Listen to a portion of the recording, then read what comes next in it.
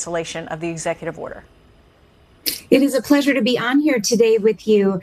And really, this change doesn't come as that much of a surprise. It appears that the White House has sent a bit of mixed messaging surrounding how AI should be regulated and subsequently legislated. And unfortunately, if we put this into context, this executive order wouldn't have created any sort of legal requirement to have AI platforms submit their models to have the government review them before widespread release. It was simply voluntary, but even that was too much for big tech. So right now, there's still a vacuum of regulation at the federal level and even at the state level to really rein in some of these companies to make sure we have safety for our citizens. There are certainly two sides to this conversation. The U.S. wants to remain on top, but we have to do so while also offering safety and guardrails. Yeah, I think you raise a great concern there. Michael Dell of Dell Technologies also kind of explains some of these concerns. Take a listen.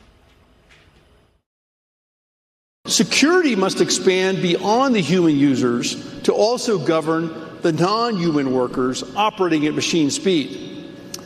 If a bad actor can influence an agent, or if an agent is trained on bad data, the blast radius is no longer contained to just a single system. It can propagate across all of your workflows. It's not just, are you secure, but do you understand what your systems are doing on your behalf? Which is the really wild part of this story, that there are bad actors that can use this technology, and we need to be able to use this technology to rein in those bad actors. It's kind of a wild circle that's going on. Your thoughts?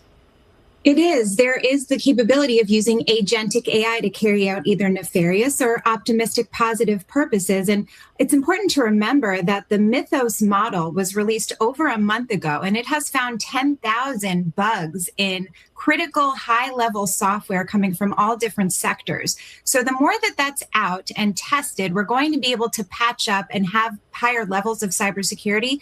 But there's also the concern that it could fall into the hands of the wrong people. That's not to mention the other problems we see with a lack of regulation, which is child safety and endangerment, deep fakes, nudify apps, all of these things. So really, we have to come up with a better plan and stick to it. And big tech has been in the White House's ear about some of these issues. We need to get to a better place to recognize bipartisan consent on reining in AI and still maintaining our lead. Yeah, I think you raised something that a lot of people have noted that or have blamed this on tech billionaires making a last-minute call and not wanting their technology reined in, and that's why the executive order was set to the side for now.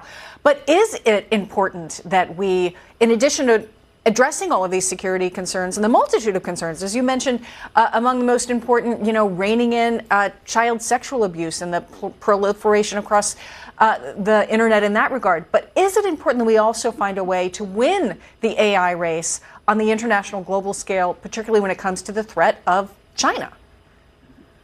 There are multiple AI races running concurrently around the globe, and the U.S. is certainly a leading force. We have the power, we have the talent, we have the creativity. There is a way to build this and maintain our lead, which we certainly have, and do it safely. And that means bringing in the minds of experts in all of these different sectors to make sure that we have the guardrails and can also be creative. There's a way to do both. Leeza Garber, thank you. We appreciate it greatly on this weekend. Thank you for being with us. Thank you.